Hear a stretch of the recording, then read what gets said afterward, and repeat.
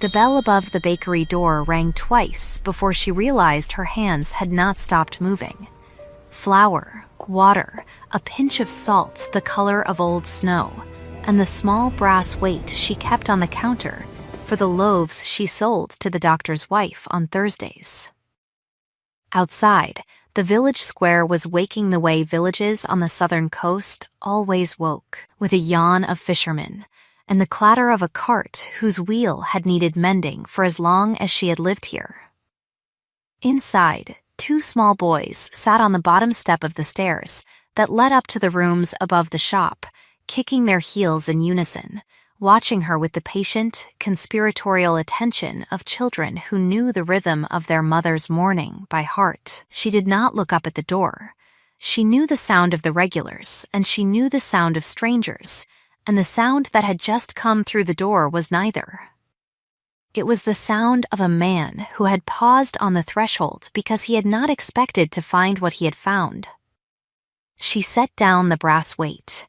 She wiped her hands on the apron tied twice around her waist. She told the boys, without turning, to go upstairs and finish the bread and milk Marin had set out for them. They went because they were good boys and because they had learned without being told that when their mother's voice flattened into that particular calm, the world was about to ask something of her. She heard the small thunder of their feet on the wooden steps. She heard the door at the top of the stairs click shut behind them. Only then did she turn around. He was standing exactly where the morning light fell across the threshold, a long figure cut clean against the brightness, and even after 7 years she did not need the second glance she gave him. She had known the moment the bell rang twice. The bell only ever rang twice for a man who held a door open longer than he needed to, the way a man does when he is not certain whether he is arriving or being received. He had taken off his hat. He held it in both hands, the way one holds a cup that might still be too hot. His traveling coat was dusted along the hem with the pale grit of the coast road. He looked older.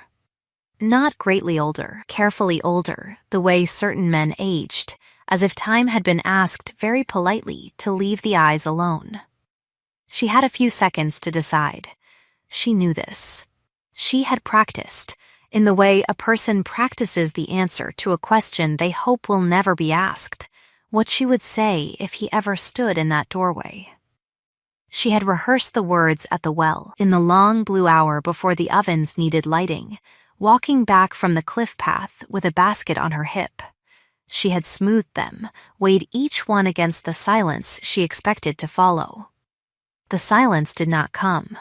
He spoke first.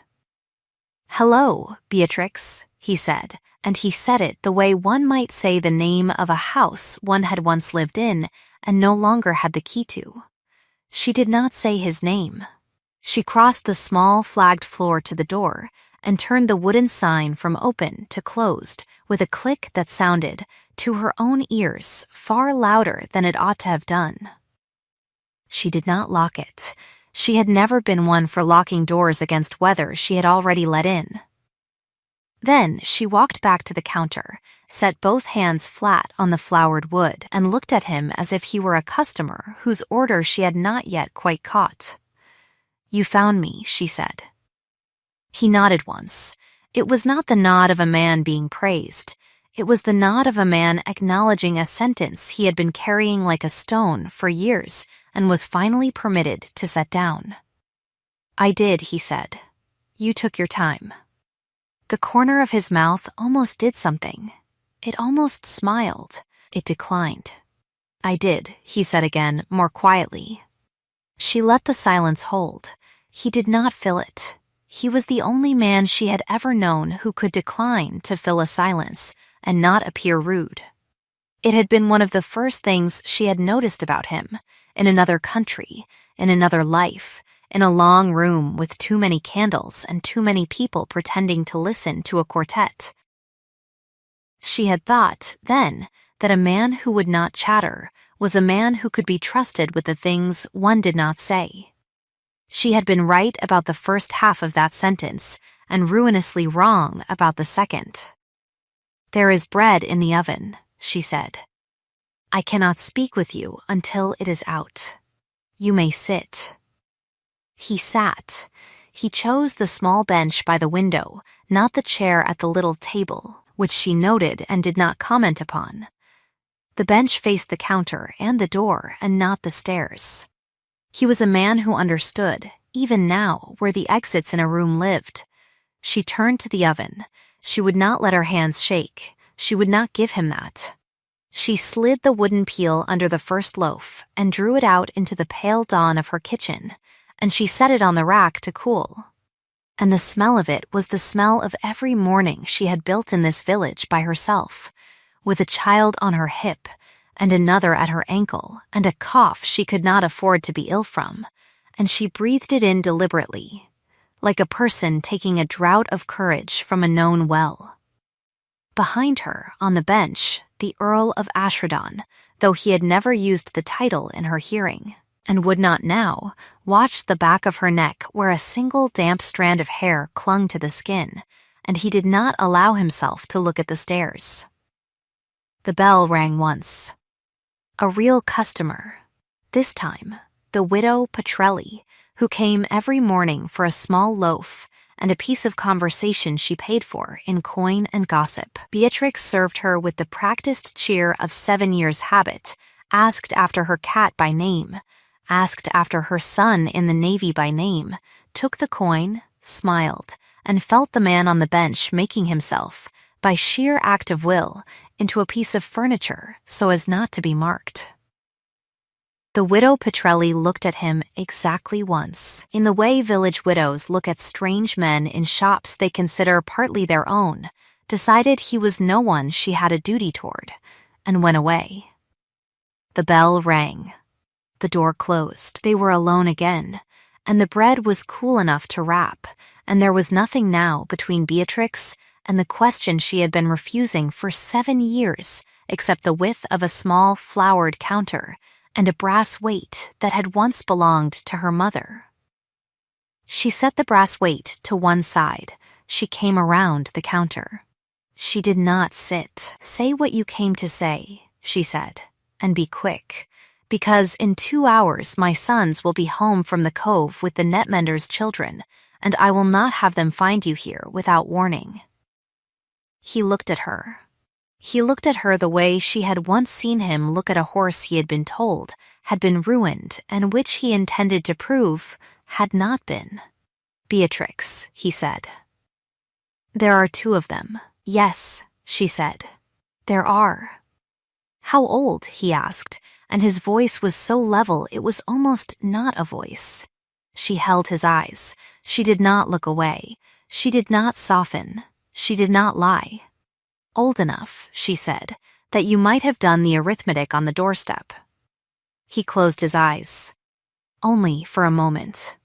When he opened them again, the morning light had moved a finger's width across the floor, and something in him had moved, too, although he would not have permitted anyone, least of all her, to see precisely what. She turned back to the bread because she had to do something with her hands, or she would forget how the hands worked. She wrapped the small loaf in clean linen and tied it with twine. She did not look at him while she did it. She said, "You will want tea." He said, "I want nothing." She said, "You will have tea, because if you do not have tea, you will sit on that bench like a man who has come to claim something, and that is not what is going to happen in this room today." He inclined his head. She filled the kettle from the jug. She set it on the stove. She kept her back to him for longer than the task required. There was a small mirror nailed above the spice shelf, the one Marin had brought from her mother's house when she had come to live with them 3 winters ago, and in the mirror Beatrix could see him without turning, see the way he sat with both hands resting on the brim of the hat in his lap, see the way he was studying the room. He was reading her life. He was a careful reader. He always had been. She watched him take in the small jar of wildflowers on the windowsill, the wooden spoon worn shiny on one side from being held in a left hand, The row of 3 earthenware mugs hung from pegs above the counter. Only 3. Never 4, because they had been a household of 3 for as long as the boys could remember, and the 4th peg was empty as a matter of principle. She watched him take in the row of penciled marks on the doorframe, where Marin had been measuring the boys against the wood every spring. She watched his eyes pause there longer than anywhere else, and she watched him look away from them with the precision of a man choosing not to step on something fragile. She had not expected that. She had expected many things from him. In this hour she had pictured 1,000 times, but tenderness of that particular kind was not on the list she had prepared. The kettle began to sing. She lifted it from the stove. She poured. She set a chipped blue cup on the bench beside him, without ceremony, the way she would have done for any tired traveler, the way she had done 100 times for fishermen who had walked all night against a contrary wind. He took the cup with both hands. He did not drink. He held it as if the warmth of it were a piece of information he needed to receive. "How did you find me?" she said. She did not phrase it as a question. He looked up. "There was a girl in a tavern in Genoa," he said, "who could imitate a song you used to sing. She had learned it from a woman who said she had learned it from a baker on the coast." It took 2 more years. There were other things to follow, letters that did not arrive, people who had been kind to you and would not say where you had gone. "I did not push them. I did not want to be the man who pushed them. I am sorry it took as long as it did. I am not sorry I came." She set the lid on the teapot a touch harder than she had meant to. The lid rang against the rim like a small bell, and the small bell, by the laws of this room, meant the end of one subject and the beginning of another. "You did not come for the song," she said. He did not pretend to misunderstand. "No," he said. "Then why?" she said. He did not answer at once. He looked at the cup in his hands. He looked at the row of 3 mugs. He looked, very carefully, at a point on the floor that was neither her face nor the stairs. "Because Olivia died in February," he said. The room did not change. The bread continued to cool. The sea, outside, continued the steady muttered conversation it had with the cliff. And yet something in Beatrix that had been held for 7 years like a fist around a small sharp thing loosened by a single precise degree. Not opened. "Loosened," she said. "I am sorry." She said it because she had been raised to say it, and because it was true in the bewildering way such things were true when the person who had broken your life was no longer in the world to be either forgiven or refused. She did not say more. She did not ask how. She did not ask whether there had been pain, or peace, or which. He seemed to understand that she was not going to ask. He said, "She left a letter for you. She is the reason I knew to begin looking again. She wrote to you for years. She never sent any of them. I found them after. She wished, at the end, very much that you should have them. I have brought them. They are at the inn. I will not give them to you today. I do not want them to be the first thing about today." Beatrix turned away from him. She walked to the small window above the counter and put her hand flat against the cool of the glass. The square outside was busy now, the fishwomen carrying their flat baskets, the priest crossing the cobbles with his collar damp at the throat from the climb up from the harbor. She had built this view. She had paid for it in coin she had earned with her own arms. She had paid for it in years of not turning around in the street when she thought she heard a particular kind of laugh. She had paid for it in not telling her sons that the man in the small framed silhouette in the drawer upstairs was anyone in particular, only a friend of their grandfather's, only someone she had once known when she had lived on the other side of a sea. She did not turn around. She said, "You found me because she pointed you." He said, "She pointed me. But I would have come anyway." She did not say, I know. She thought it. She thought. You would have come, because you were always coming. Even when you did not know that you were. Even on the day I left, you were already coming. You simply had not been told yet. He set the cup down on the bench beside him. Untouched, he said. Beatrix, she said, do not. He said, may I say one thing? She said, you may say one thing, and then you will leave my shop, and you will come back tomorrow, at the hour I tell you, and you will not come back today. Because I have to tell my children, and I will not have them told by a stranger in a coat. He said, that is fair. She said, one thing. He said, I did not. She waited. He did not embroider. He did not protest. He did not justify. He said only those 3 words, and then the small, careful silence that followed them, which was, in its own way, the rest of the sentence. I did not. I did not do what you saw. I did not do what you thought you saw. I did not have what you went to the harbor believing I had. He did not say any of those longer sentences. He said only, I did not. And then he stopped. She had imagined many times that he would defend himself loudly. She had imagined that he would bring evidence. She had imagined him kneeling, and she had imagined him angry, and she had imagined him cold. And she had not imagined this, that he would come into her shop after 7 years and offer her only 2 words and a silence, and trust her to know the shape of what they meant. She did not answer. She did not move from the window. After a while, he stood. He did not approach her. He set the chipped blue cup back on the bench so quietly that the small saucer beneath did not chime. He picked up his hat. He said, I am at the inn under the name Ashbourne. I will be there however long you wish me to be there. I will not come up the hill again until you send for me. He said, thank you for the tea. He opened the door himself.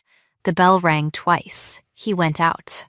She did not turn around until the bell had stopped, and even then she did not turn until she had counted, very precisely, to 20, because she did not trust her face yet, and the face was the one thing in this kitchen she still owned outright. She did not send for him for 3 days. On the first day, she did the things one does when one's life has been struck like a bell, and one must keep walking through the ringing of it. She baked. She sold. She balanced the small leather book in which she kept her accounts. She wiped down the counters twice in the evening instead of once.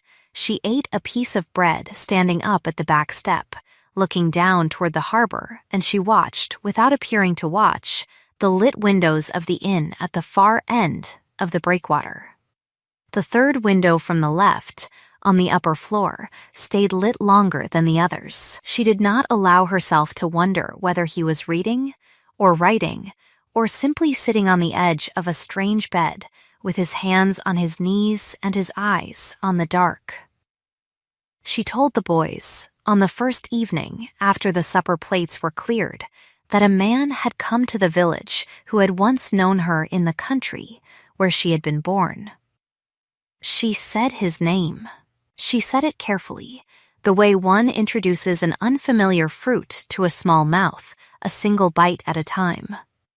Matteo, who was the elder by 11 minutes and the more deliberate, set his spoon down and asked whether the man was kind.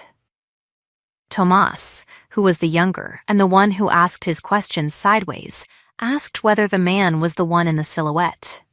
Beatrix had not known they had ever looked in that drawer. She did not show that she had not known. She said, that drawer is not a forbidden drawer, but it is not a drawer we open without asking. Tomas said, we did ask. We asked Marin. Marin had been at the sink. Marin had not turned around. Marin, who had once been a lady's maid in a great house in another country, and who had walked away from it for reasons she had explained to Beatrix in 3 sentences 7 years ago, and never again, did not turn around now either, only said, mildly into the dishwater, you did not ask me. You told me you had already looked." Tomas accepted this correction with the grave equanimity of a small boy who had been outmaneuvered by a fair opponent. He returned to his spoon. He said, "Again, is he the one in the silhouette?"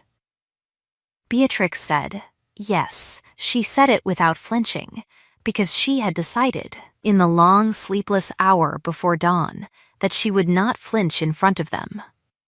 She said, "He is a person from very long ago, and he is here for a little while, and you will not see him until I have decided when you will see him, and you will not ask questions in the square about him, because the square is not where we have our conversations."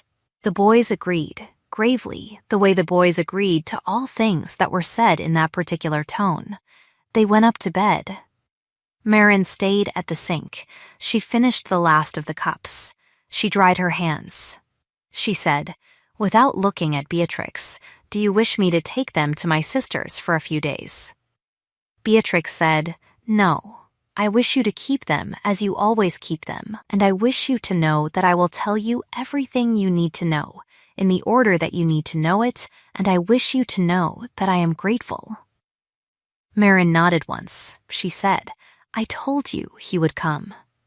She said it without triumph and without reproach, only as one might note that a long-anticipated tide had at last arrived at the harbor. Then she went up the stairs with the lamp, and Beatrix stayed in the dark kitchen until the kettle had grown cold and the loaves on the rack had passed the hour at which they would have been at their best for selling. She wrapped them anyway. She would sell them at half price in the morning to the fishermen, who knew the difference and did not mind, who said the day-old bread held a knife better. On the second day she went up the cliff path alone. She told Marin she was going to look at the small field above the chapel that the old Gothard had said he meant to sell, and she did go, briefly. And she did look at it, because she had been considering it for 2 years and would have been ashamed to lie even by omission about it. Then she walked past it, and along the cliff, and she sat on the bench the village had built where the path turned. The bench from which one could see the whole curve of the bay and the small white house, with the green shutters on the headland and the inn at the far end of the breakwater, and she sat there for an hour without crying, and then for 10 minutes during which she cried, briefly and silently, in the manner of a person who has been waiting 7 years for permission to do so and finds the permission, when it comes, less of a flood than she had feared. She wiped her face with the sleeve of her dress. She watched a gull negotiate with the wind. She thought, with the dry, small voice that had kept her alive, that the gull had a great deal to say to the wind, and the wind was declining to comment. She almost smiled. She did not. She walked home. On the 3rd morning, she wrote a note. She wrote it on a half sheet of paper torn from the back of the accounts book, because she did not own writing paper and would not buy any for this purpose. She wrote, "Come tomorrow at 4, by the back door, not the front and not before." She did not sign it. She gave it to the netmender's eldest, who was 12 and discreet, and who owed her a number of small loaves, and she paid him a coin anyway, because she had learned early that one did not trade in favors for the things that mattered. He went down to the inn with the note folded twice in his hand and came back 40 minutes later with an answer folded the same way. The answer said, "I will be there." It said nothing else. She did not show it to Marin. She put it in the drawer with the silhouette. The 4th day was a market day, and she sold out by noon, which was unusual and not, she told herself, an omen. She sent the boys, after lunch with Marin, to the netmender's wife, who had promised them she would teach them how to splice a rope, a skill the boys had been requesting with the relentless patience of small craftsmen for half a year. They went. She stood in her shop alone. She washed the counter. She put the brass weight back where it lived. She took off her flower gray apron and put on the clean one. She did not change her dress, because she would not let him imagine, even for a moment, that she had dressed for him. She set out 2 cups on the small table by the back door which opened onto the kitchen garden where she grew rosemary and 3 kinds of bean and the small fig tree she had carried as a cutting from a friend's garden 2 villages over. She put a plate of yesterday's loaf, sliced. She put a small dish of the salted oil she made herself. She did not put out wine. At 4 exactly, he knocked. She let him in. He had not brought his hat this time.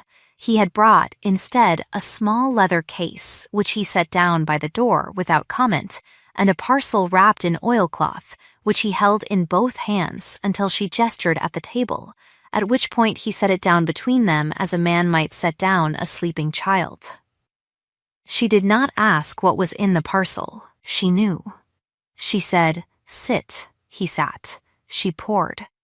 She said, "You will tell me what happened that night, and you will tell me only what is true, and you will tell me without ornament, because I cannot afford ornament."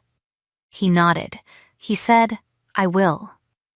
He looked at the parcel, and then at her, and then at his own hands, and he began. He said, "You came back early from your aunt's because the carriage was light. I did not know you were coming back early. I had ridden over to your aunt's that afternoon to fetch the letter she had promised me, the one with the affidavit from the doctor in Bristol, and I had not found her at home, and I had returned to the house in something of a temper, because the letter was the entire point of the week, and without it I could do nothing on the Monday. Olivia was at the house. She had ridden over from her brother's the day before, because she had quarreled with him, and your aunt had given her the small east room. I had not known she was at the house either. I had supposed her still at her brother's. I went to the library because it was the room in which one went when one wished not to be spoken to. And she was there, and she was crying. He paused.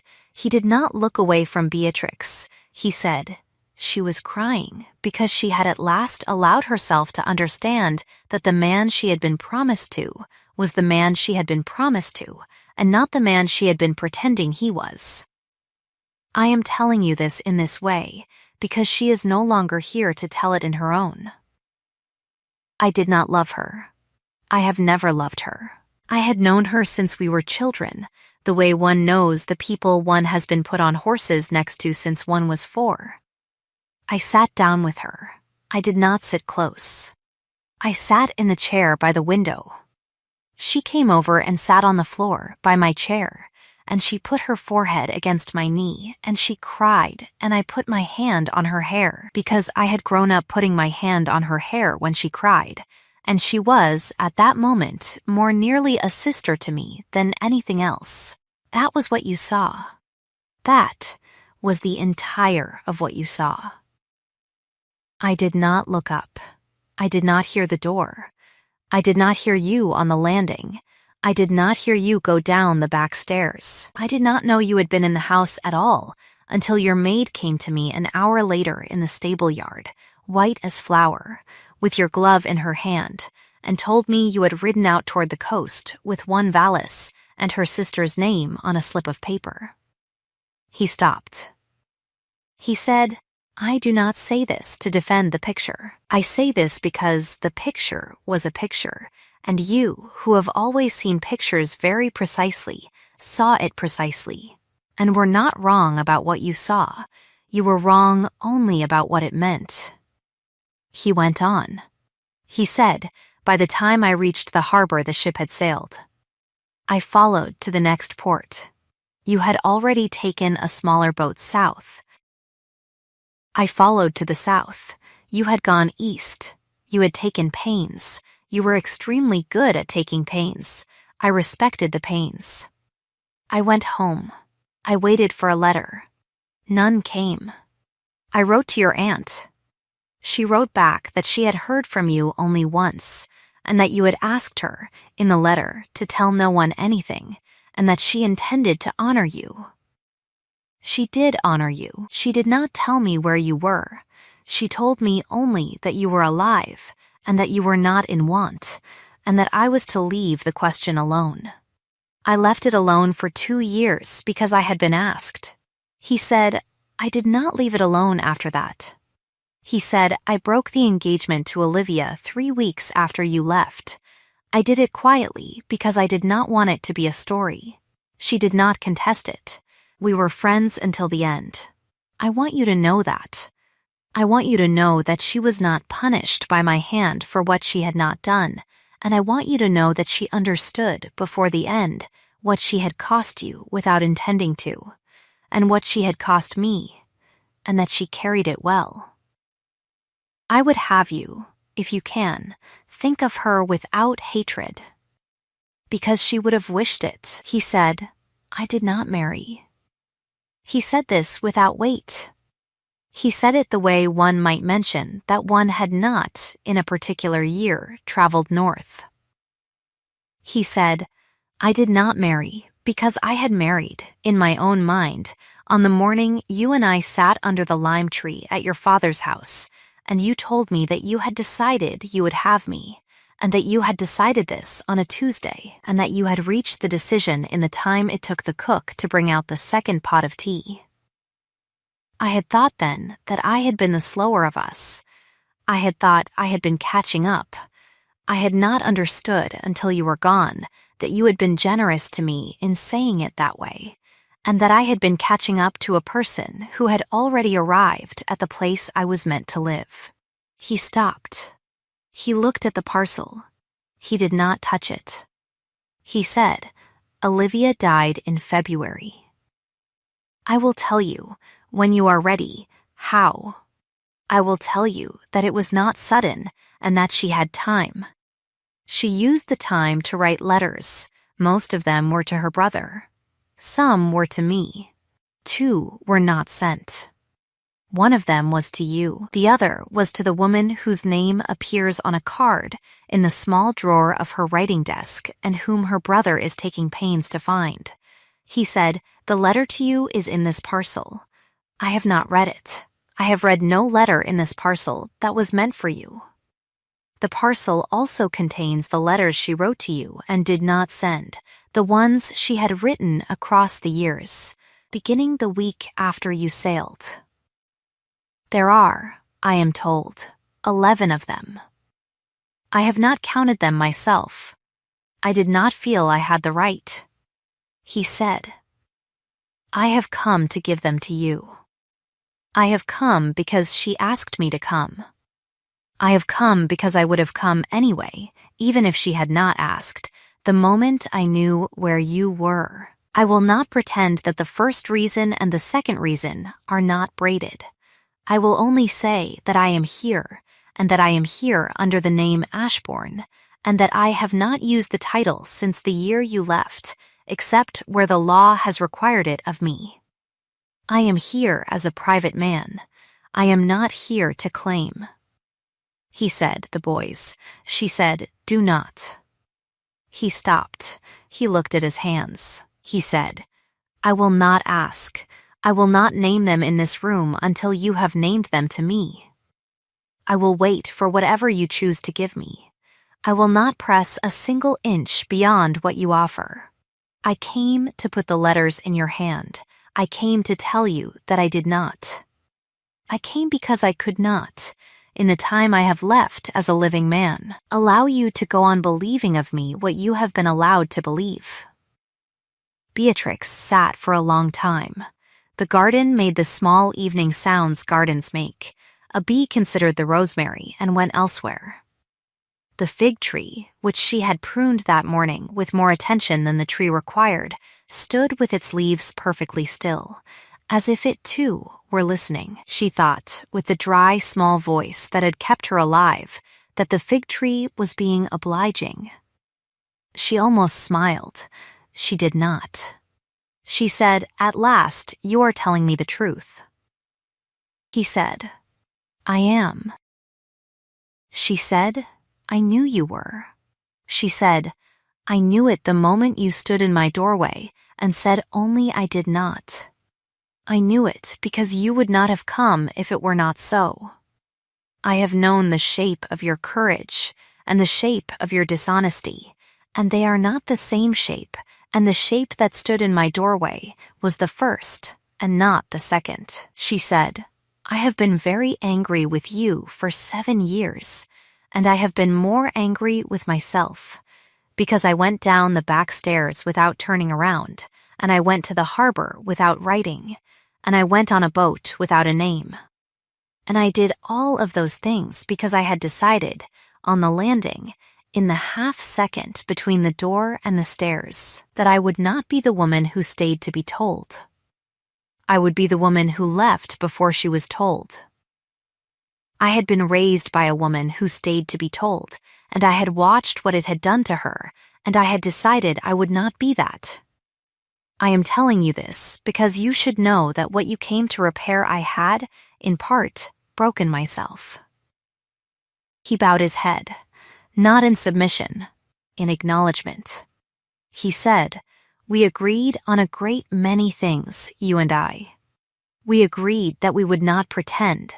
We agreed that we would not be cruel. We agreed that we would not, if we could help it, allow a misunderstanding to become a life. We failed at the third. I am not asking you to repair it. I am asking you to let me sit at this table while you decide whether you will allow me to know your children, in whatever measure, on whatever terms. I will accept anything you set. I will accept nothing, if that is what you set."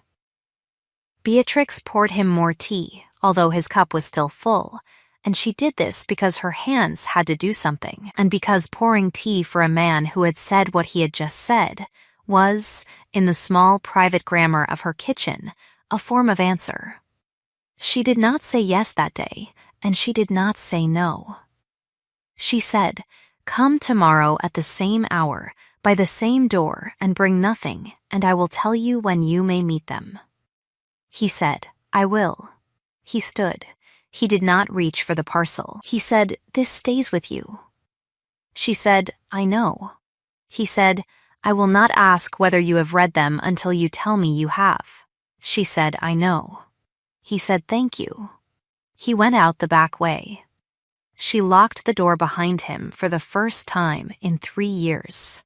She sat at the table for a long while with the parcel between her hands. She did not open it that night. She put it on the high shelf in her own room, behind the small stack of folded sheets that no one ever moved, and she went down to the kitchen, and she made the boys their supper, and she listened to Thomas tell a long and confidently inaccurate story about a fish the netmender's wife had shown him, and she laughed at the parts where she was meant to laugh. And she answered Matteo's serious question about whether ropes had feelings with the seriousness it deserved, and she put them to bed, and she sat with Marin at the table for an hour without speaking, and Marin did not ask, and Beatrix did not say, and at the end of the hour Marin rose and kissed the top of Beatrix's head as if Beatrix were the younger of them, which in certain ways she had always been, and went up to bed. Beatrix opened the parcel 3 nights later. She read the 11 letters in order, beginning with the first, which had been written 9 days after she had sailed, and ending with the last, which had been written in the week before Olivia died, and which began with the words, "Dearest B, I have run out of time to be a coward." She read them slowly. She did not skip. She read the one in which Olivia explained the library, and she read the one in which Olivia explained the engagement, and she read the one in which Olivia explained that she had loved a woman in Bath whom her family would not let her name, and that she had been crying that afternoon for that woman, and not for the man on whose knee her forehead had rested.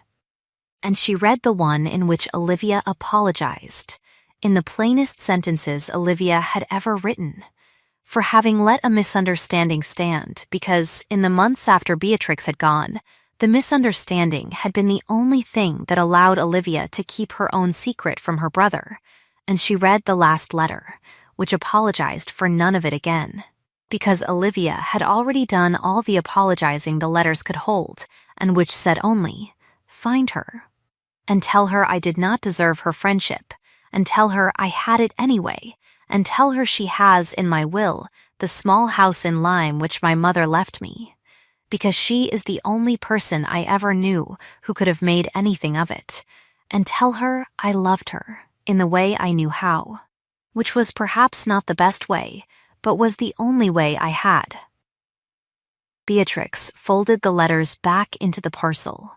She did not cry. She had cried on the cliff. She had used her ration. She sat at the small table in her own room until the candle had burned down by half, and then she went downstairs and stood at the back door and looked at the light still burning in the third window from the left of the inn, and she thought, with the dry, small voice that had kept her alive, that he was reading, or writing, or simply sitting on the edge of a strange bed with his hands on his knees and his eyes on the dark. She thought it without bitterness for the first time in 7 years. The next morning, she sent the netmender's eldest down to the inn with another note.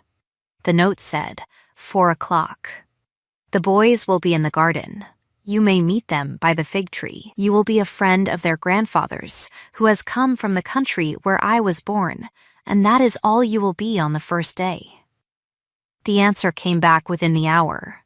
It said, I will be there. He came at 4. He came without the leather case. He came without the parcel. He came in a plainer coat than he had worn the first day, and he had let himself walk up the hill rather than hire the cart, and his boots were dusted again with the pale grit of the coast road, and Beatrix met him at the back gate and looked at him for one long moment before she opened it. She said, You will not touch them on the first day. He said, I will not. She said, You will not say anything that they cannot understand. He said, I will not. She said, If at any point I lift my hand, you will go inside with Marin, and you will not come back into the garden until I send for you. He said, I will. She said, Do not weep in front of them.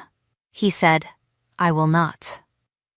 He kept that promise, and he did not keep it in the way a person sometimes keeps a promise, by holding it in both hands and letting the edges show. He sat on the low wooden bench Beatrix had built herself the second summer in this house.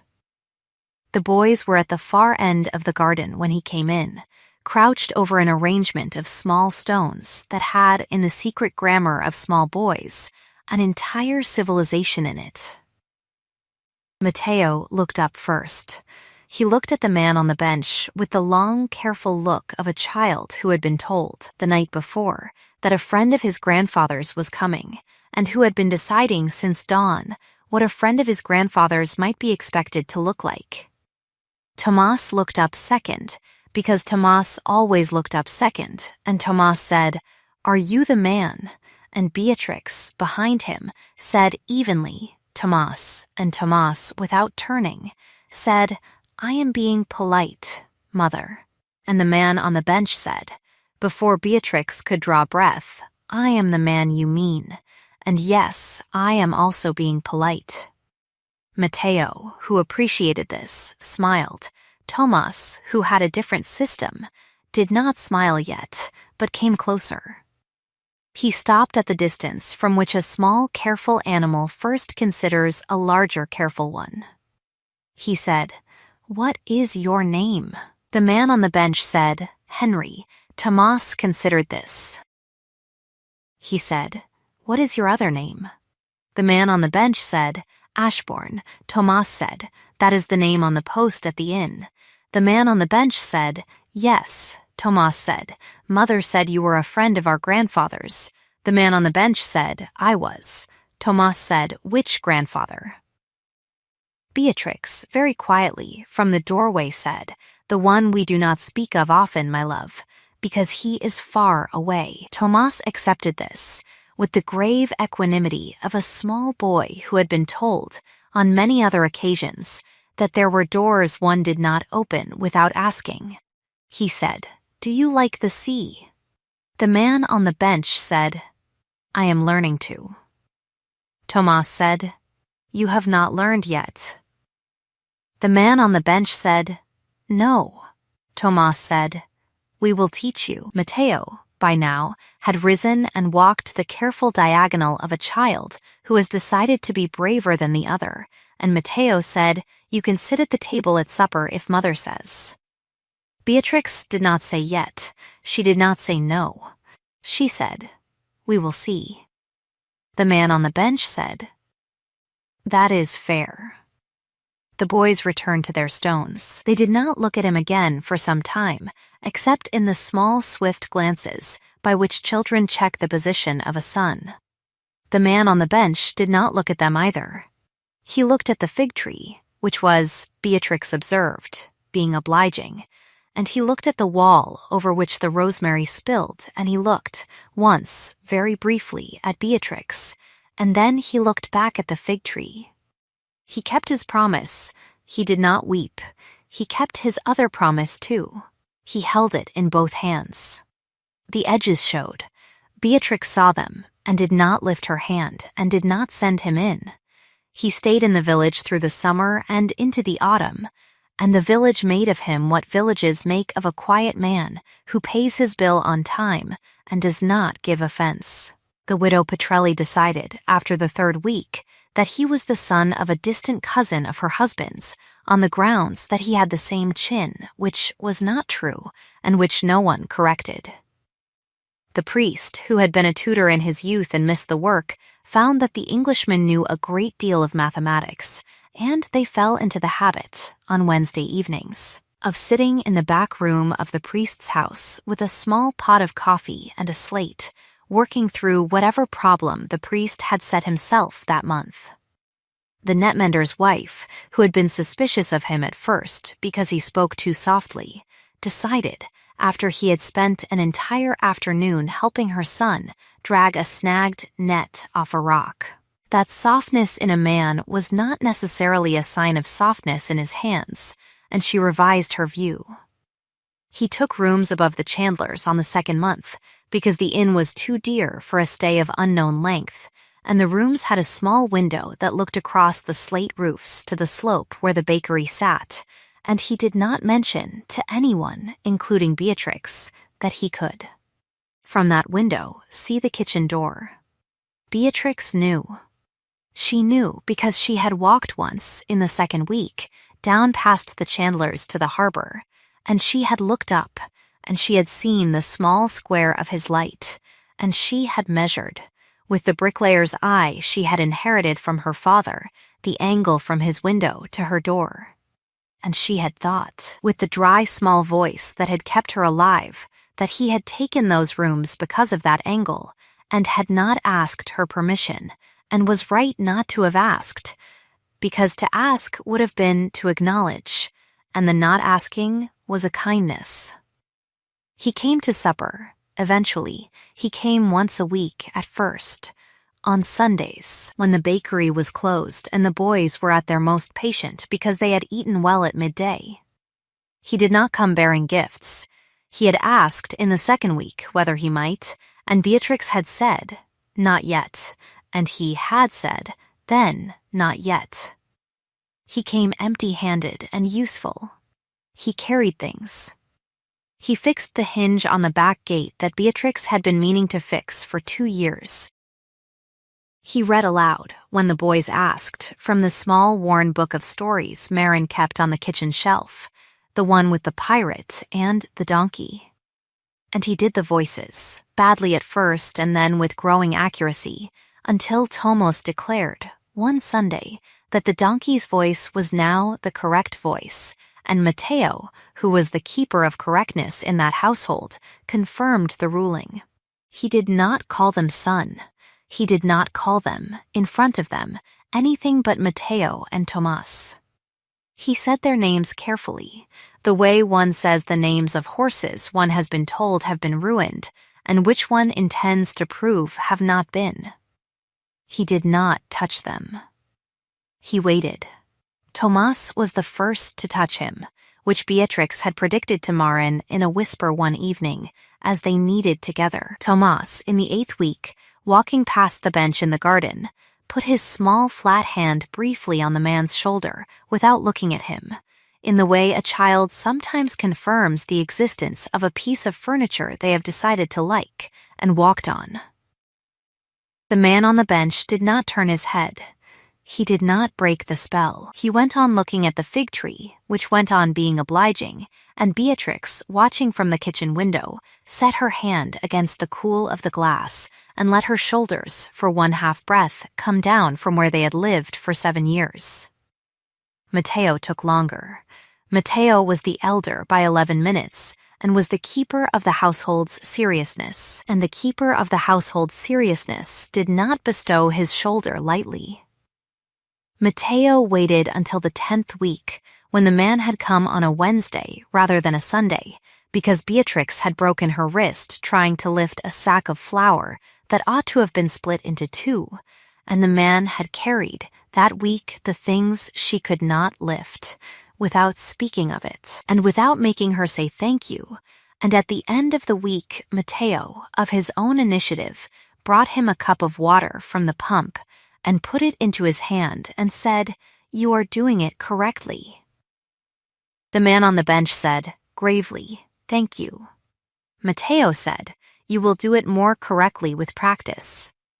The man on the bench said, gravely, "I am sure I will." Matteo went away. The man on the bench did not look at Beatrix. He drank the water. He did not weep. He held it in both hands. The edges showed. Beatrix, by then, had begun to read the other letters, not Olivia's, those she had finished. The other letters. The ones he had brought in the leather case on the second visit, which she had refused that day, and which he had taken back to the inn, and which she had, in the 7th week, sent the netmender's eldest down to fetch. They were not letters he had written to her. They were the records of 7 years. They were the small leather book in which he had kept, each month, the figures of an account he had opened in her name with a bank in Genoa, into which he had paid a fixed sum on the 1st of each month for 7 years, and which she had never touched because she had not known of it, and which had, by virtue of his patience and the bank's interest, grown into a quantity that made her sit down very abruptly at her own table.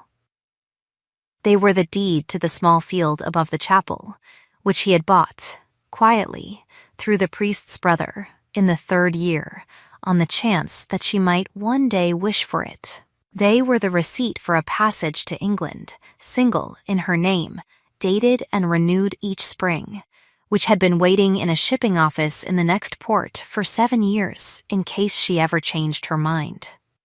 They were a folder of legal documents, drawn up by a London firm she had never heard of, in which he had, in the 2nd year of her absence, settled upon her. In a private trust she could not refuse because she had not been told of it, and which she could not be deprived of by anyone including himself. An income that did not require her to be alive in any particular country or under any particular name. They were a second folder, in which the same firm had drawn up, in the 4th year, an arrangement by which, should 2 children ever be presented to that firm bearing certain marks of identity, and a certain countersignature from a woman the firm knew by a description and not by a name, those children would be received as his lawful issue, with all that the law of his country permitted. The second folder was dated the 4th year. The 4th year was the year, Beatrix realized, in which the song had reached him in Genoa. She set the folder down. She sat at the small table in her own room for a long time. She did not cry. She had cried on the cliff. She had used her ration. She thought, with the dry, small voice that had kept her alive, that a man who would not say in 7 years that he had been doing these things was a man who had understood very precisely that the doing of them was not a claim. She thought also that she had been a fool to believe, on the landing 7 years ago, that she had known the shape of his courage. She had known half of it. She had not known the half that waited. She went to him in the 11th week. She went down the hill to the chandler's in the middle of an afternoon, alone, without a basket and without an errand, which was the thing in the village most likely to be remarked, and she did not care. Because she had decided, the night before, that she would no longer arrange her life around what the square would say. She climbed the narrow stair to his door. She knocked. He opened the door. He was in shirt sleeves, there was ink on his cuff, and a small, careful pile of figures on the table by the window, and the priest's slate leaning against the leg of the table because they had not finished Wednesday's problem, and a single chair by the small stove, and on the small stove a kettle that was not yet singing. He stepped back to let her in. He did not speak. She stepped in. She closed the door behind her. She said, "I have read the letters." He said, "I am glad." She said, "I have read the other things." He said, "Ah." She said, "You should have told me." He said, "I should not have. I should not have, because if I had told you in the first year, you would have refused them, and you would have been right to refuse them, because you had a life to build that was not built out of my conscience. I should not have told you in the second year, because by the second year you had begun to build it, and any word from me would have been a hand on the loom, and I would not put my hand on your loom. I should not have told you at all, until you had asked. And you had not asked, and so I did not tell you. I am sorry that you found out from a folder. I would have preferred to put it in your hand. I would not have preferred to put it in your hand any sooner than this." She looked at him. She had thought she had known him. She had known half. She said, "Sit down." He sat down. She said, "I am not going to England." He said, "I had not assumed you would." She said, "I am not bringing the boys to England." He said, "I had not asked." She said, "You will not, in any document, in any letter, in any conversation in this village or in any other, refer to them as your sons until I tell you that you may." He said, "I will not." She said, "You may, however, beginning today, sit at our table on any day of the week, and not only on Sundays, and you may. When Matteo next asks, which he will, tell him that you have known me since I was very young, and that we were very close, and that we were parted by a misunderstanding, and that you have been a long time finding me. You may say no more than that, and you may say no less." He said, "I will say exactly that." She said, "You may, beginning today, bring small gifts, the kind that do not embarrass them. You may bring books. You may bring tools. You may not bring sweets, because Tomas will be impossible." He almost smiled. He declined. He said, "Agreed," she said. "You may continue to live above the Chandlers, because the village has decided what it has decided, and I will not unsettle the village for our own convenience. You may continue to come to supper. You may continue not to touch them until they touch you, and you may now, when they touch you, touch them back, the way one would touch any child one is fond of, and no more." He said, "Yes," she said, "I will not, today, tell you whether I will, in any month or year to come, allow more than this. I am not promising more than this.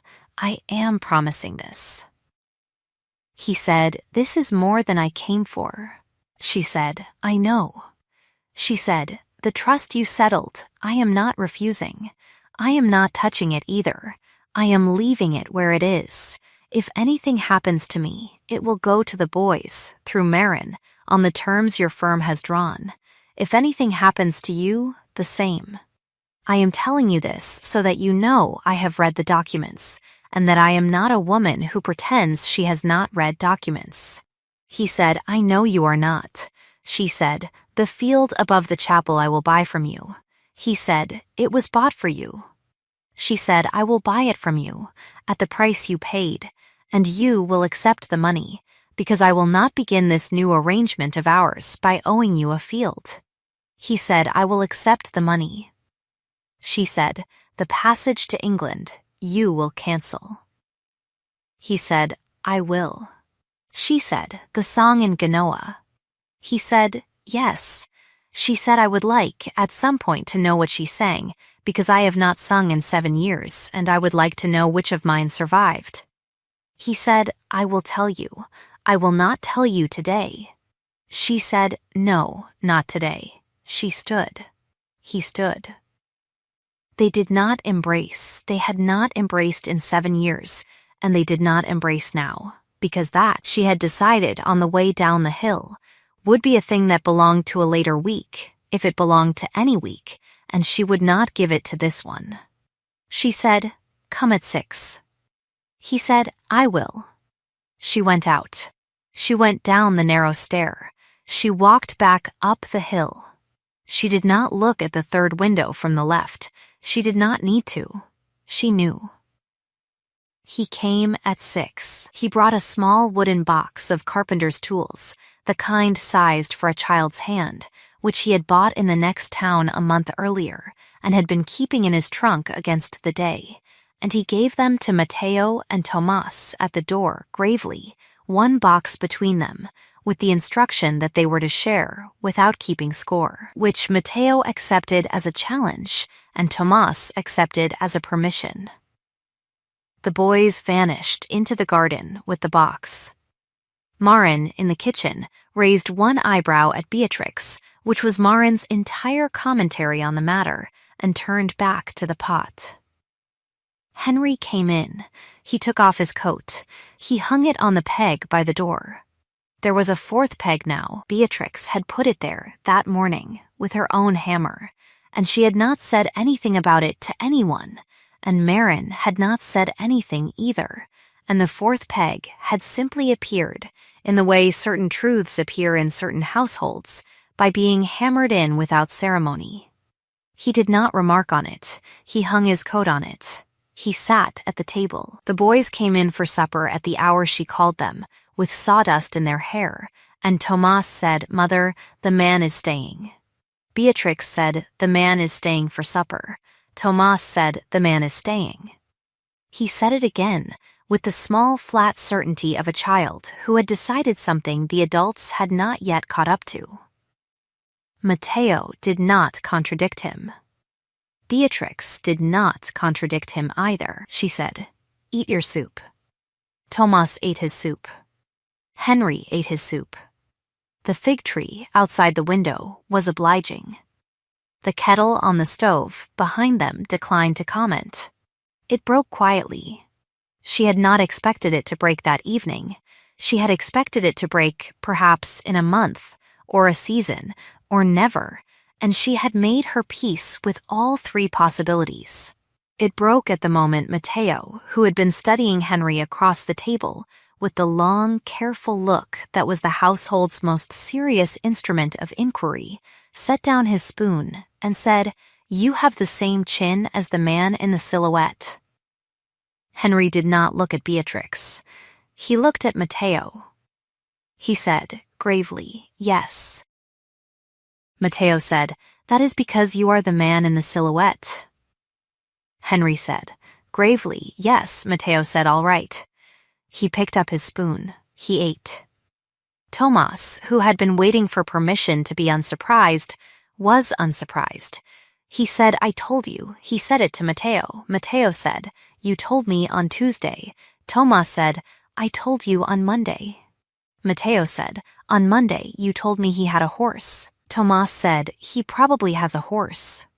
Henry said, gravely, "I do have a horse." The boys looked at him. He had won, without trying, a battle he had not known was being fought. Beatrix, at the head of the table, set her hand briefly against her own cheek, as if checking that her face was where she had left it. She did not weep. She had cried on the cliff. She had used her ration.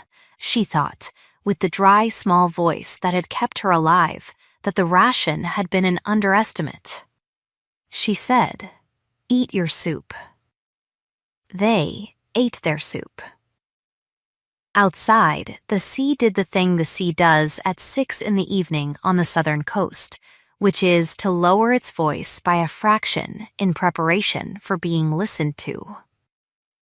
Inside, in a small kitchen that had been built by a woman with her own arms over the course of 7 years, 4 people ate, and a fifth, in the form of a small dish of salted oil and a loaf cut into even slices, sat between them as the patient witness of an arrangement that had been a long time arriving, and that no one at the table proposed to name aloud just yet. Years afterward, the village told it the way villages tell such things, which is to say imperfectly and with affection.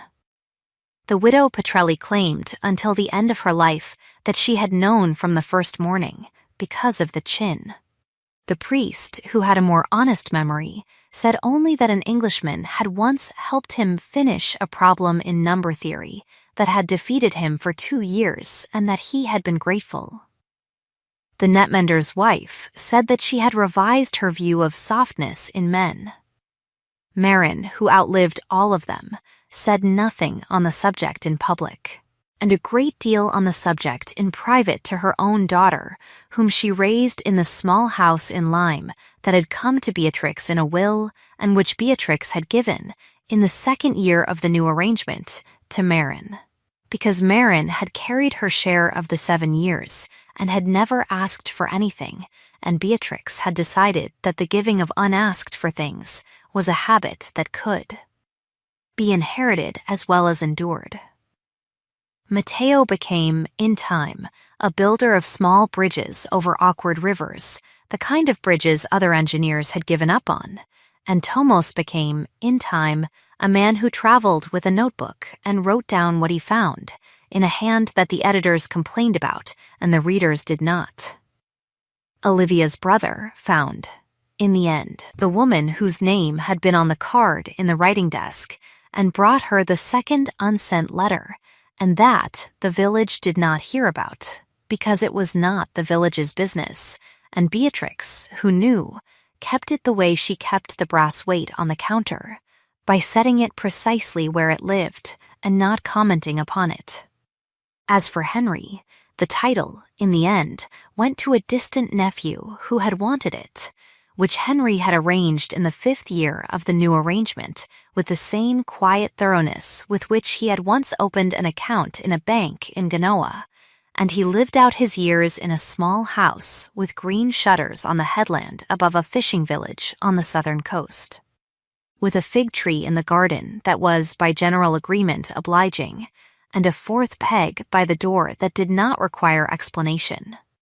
And here, by the fire, is where the story ends, and where I, who have been telling it to you, set down the brass weight and look up. If you have ever stood on a landing and decided, in the half-second between a door and a stairs, that you would be the one who left before she was told. If you have ever carried a misunderstanding so long it became the furniture of your life. If you have ever been found, after years, by someone who came not to claim you, but to put a parcel into your hand and trust you with the rest. If you have ever been the one who came, then you know what the kitchen in this story knew, which is that some truths arrive not as a flood, but as a kettle that has been on the stove a long time, and that the breaking of a long silence can be, in its own way, the quietest sound a house has ever made. Tell me, before you go, which moment stayed with you? Was it the bell that rang twice in the doorway, or the small flat hand on the shoulder by the fig tree, or the 4th peg hammered into the wall without ceremony, or the boy who set down his spoon and said, "You have the same chin as the man in the silhouette. Stay a while if you like. There is more bread on the rack, and the fire has not yet gone down. If you have found in this telling the kind of company you came for, then come back when the lamp is lit again, and sit with me, and we will open another." There is always another. There is always one more story for the listener who would rather be let in than entertained. Until then, sleep gently, and be kind to the version of yourself that once went down the back stairs, because she did the best she could with what she had been allowed to see, and someone, somewhere, is on his way up the hill with a parcel and a name and a hat in his hands, and the bell, when he reaches your door, will ring twice.